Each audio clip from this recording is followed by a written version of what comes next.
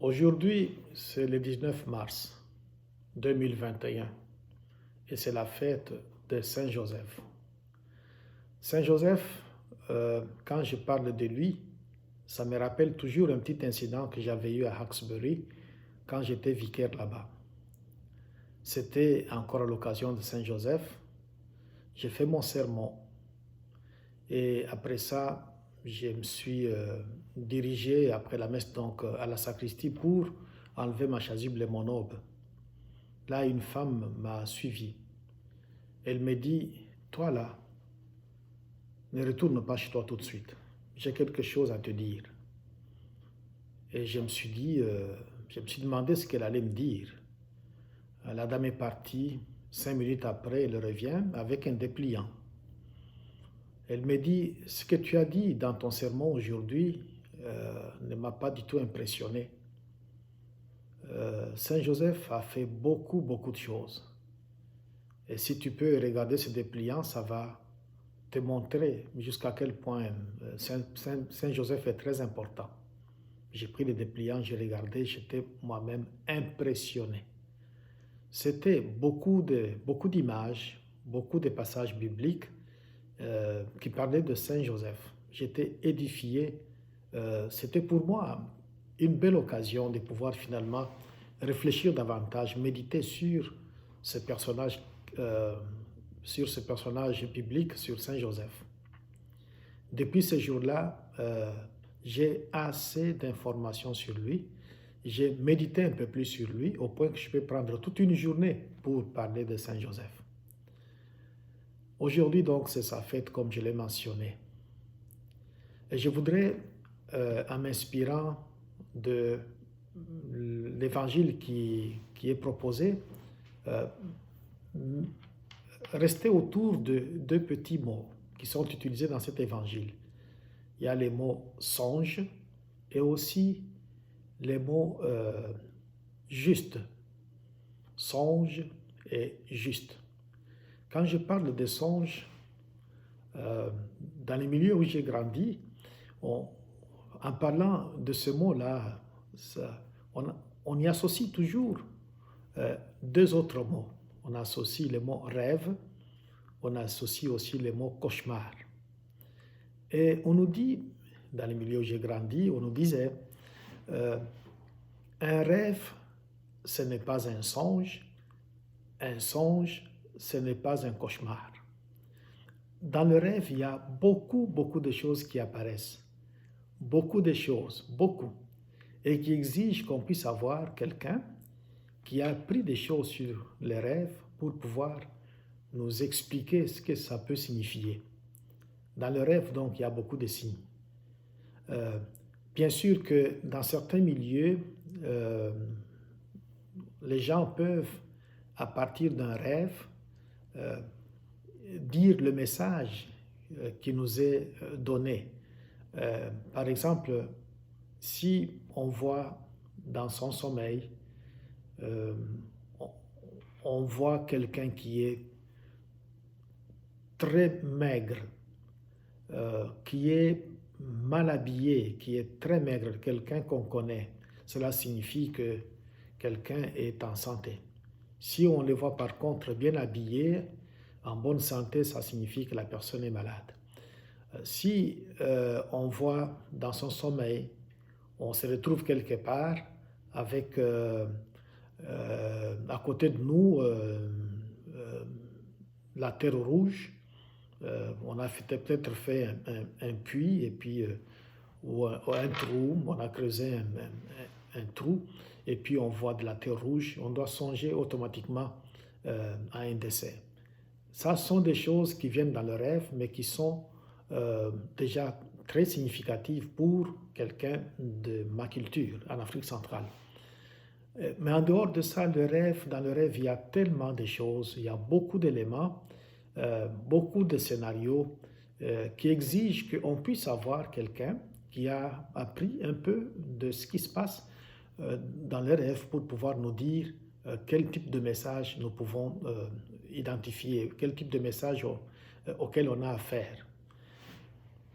Par contre, dans les songes le message est tellement clair qu'on n'a pas besoin d'interprète. Ça peut être une phrase, une parole qui nous est adressée par quelqu'un que l'on connaît, parfois qu'on connaît moins. Et cette phrase-là est tellement claire qu'il est tout à fait impossible de demander l'explication de ça à qui que ce soit. C'est tellement clair. J'ai eu dans ma famille une tante, l'aînée de ma mère. Cette dame-là avait beaucoup d'argent, c'était une millionnaire, mais elle n'a pas eu d'enfant. Quand elle s'est mariée, après plusieurs années de mariage, elle voit dans son sommeil, c'était pratiquement un songe. Dans ce songe-là, quelqu'un lui disait, va telle part, tu vas trouver telle plante. Tu prends cette plante-là, tu la mélanges avec telle autre plante, et si tu bois le mélange de ça, tu vas concevoir, tu vas devenir mère. Mais elle, avant d'aller mettre en pratique ou d'aller vérifier, d'aller chercher la plante qu'on lui avait recommandée, elle disait ça, elle parlait de ce qu'elle avait vu dans son sommeil aux gens qui étaient autour d'elle. Elle en parlait à ses sœurs, elle en parlait à ses parents, qui sont au fond mes grands-parents. Alors, et après, quand elle allait chercher la plante, quand elle mélangeait, quand elle buvait le mélange, elle n'a rien eu. Elle est morte sans avoir eu d'enfant. Et les gens lui ont dit, c'est parce qu'au fond, tu dévoiles ce que tu avais entendu, ce que tu avais vu, ce que tu avais appris dans ton sommeil. Il faut absolument que tu gardes le message que tu reçois à travers un songe pour que la réalité puisse correspondre à ce que tu avais entendu, pour que la réalité puisse correspondre à l'idéal. Alors, personnellement, donc cette tante-là est maintenant décédée, elle n'a pas eu d'enfant, et on explique cela par le fait que, parce qu'elle dévoilait le secret de son songe aux gens qui étaient autour d'elle. Alors, moi, personnellement, j'ai eu aussi un songe, et dans ce songe-là, quelqu'un de la famille m'a parlé. Et jusqu'à aujourd'hui, tout ce que cette personne-là m'a dit, ce n'était pas trop de choses, mais c'était une phrase. Cette phrase-là se vérifie encore aujourd'hui. Je me rappelle en avoir parlé à mes parents en disant, quelqu'un est venu me voir, il m'a parlé, d'abord ils m'ont demandé qui, j'ai dit qui, c'était qui était cette personne-là. Après ça, ils m'ont demandé le message que cette personne-là m'avait transmis. J'ai dit non, je ne peux pas le dévoiler parce que je savais déjà qu'en dévoilant un tel message, je risque de ne plus donner la chance à ce que la personne m'avait promis de pouvoir voir ça se réaliser. Alors j'ai gardé ça comme secret. Et je dois franchement dire que jusqu'à aujourd'hui, ce que cette personne-là m'avait dit, ça continue à se vérifier. Quand je prenais le cours de philosophie, à travers ces cours-là, on avait aussi un autre cours de psychologie. Et parmi les psychologues qu'on apprenait à l'école, à l'université donc, il y en avait un Allemand, Freud, Edmund Freud. Cet homme-là a beaucoup réfléchi sur les rêves. Je ne parle pas des rêves ici au niveau scientifique, mais je parle de ma propre expérience. Quand on avait étudié cet homme-là, j'ai commencé à mettre par écrit toutes sortes de rêves, toutes sortes de choses que je voyais dans mes rêves. Alors, c'était parfois les personnages que je voyais, ou parfois certains événements qui m'arrivaient, que je voyais dans mon sommeil. Après, je mettais ça par écrit. Au bout de 3 ans, je suis arrivé à une conclusion. J'avais constaté que chaque fois que je voyais telle personne dans mon sommeil, le lendemain, j'avais de l'argent. Chaque fois que je voyais cette personne-là avec une autre personne, j'avais de l'argent. Ça devait être une des 2 personnes ou les 2 à la fois. Le lendemain, je recevais absolument de l'argent. Et même aujourd'hui, chaque fois que je vois une de ces personnes-là ou les 2, je dois absolument avoir de l'argent.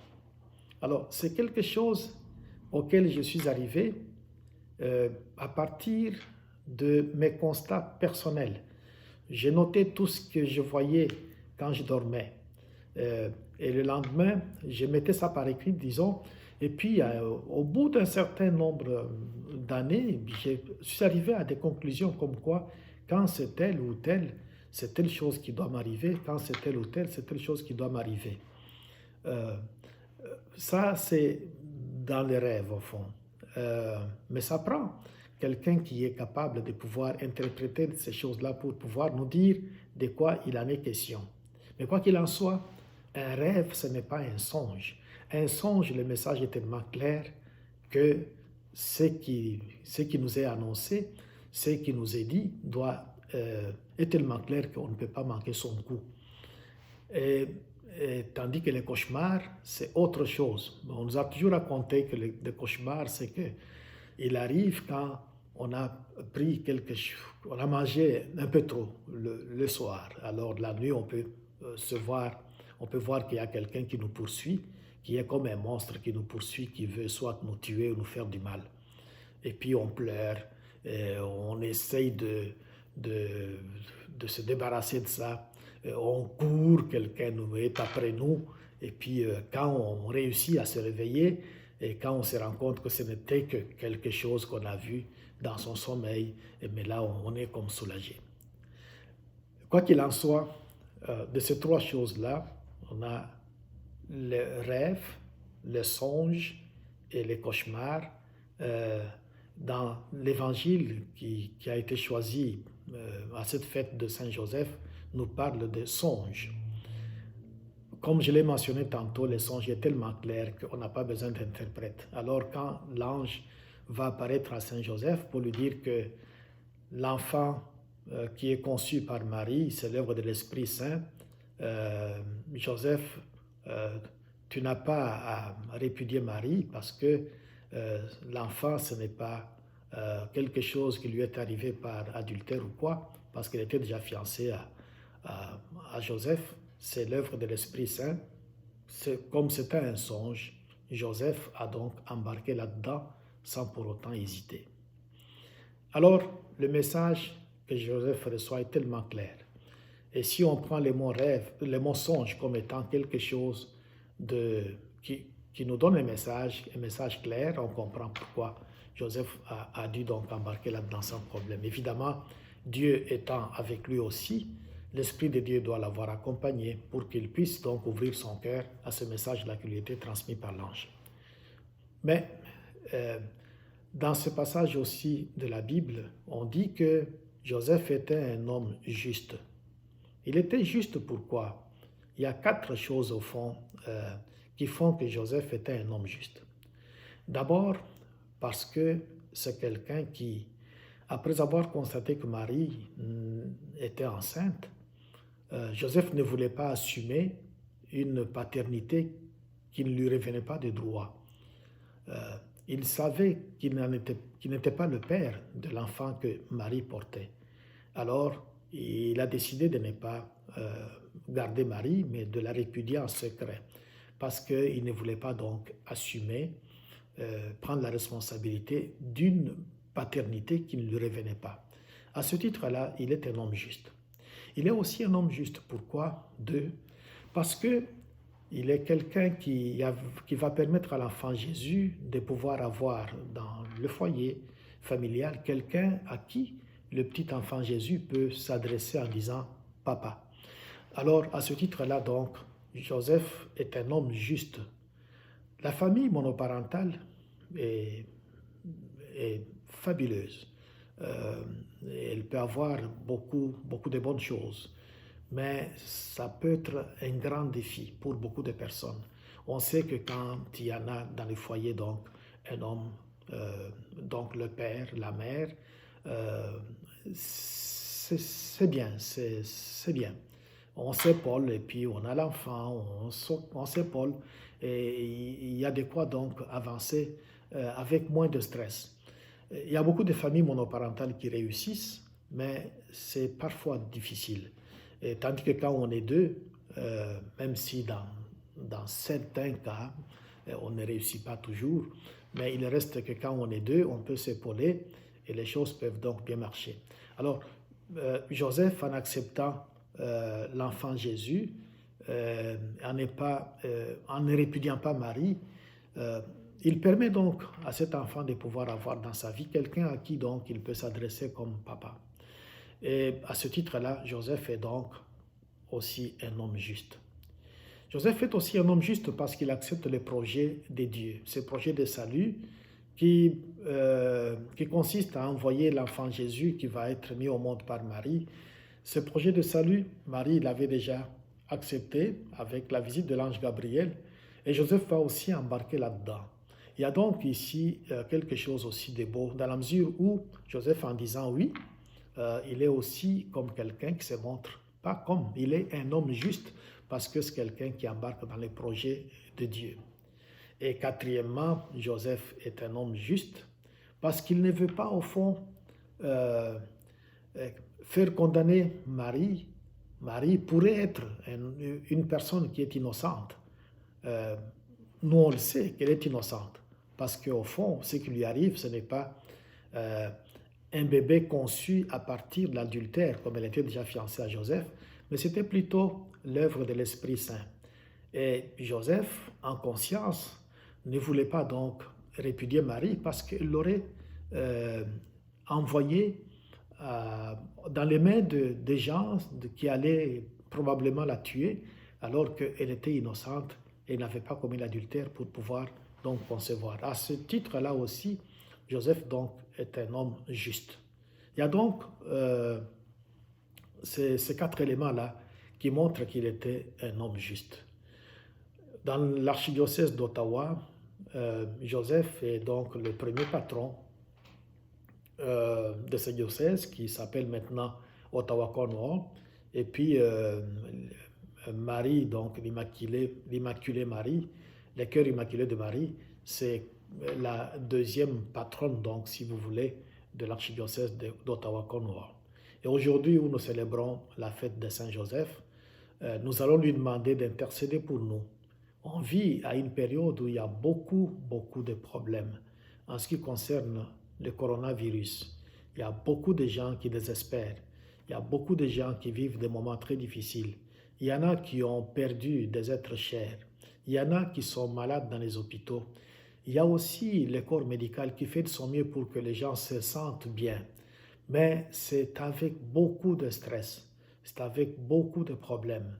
Et aujourd'hui, nous demandons à Saint Joseph d'intercéder pour nous, pour que Dieu nous vienne en aide, et plus spécialement à ceux qui sont dans les hôpitaux, pour qu'ils tiennent bon.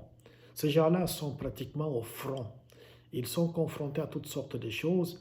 Ils ont des malades qui sont à leur responsabilité. Et on va donc prier le Seigneur pour qu'il aille donc au secours de ces gens-là, et afin qu'on puisse donc passer ces moments, si possible, avec beaucoup de sérénité, et qu'à un moment donné, on puisse donc voir la lumière au bout du tunnel. Bonne fête de Saint-Joseph.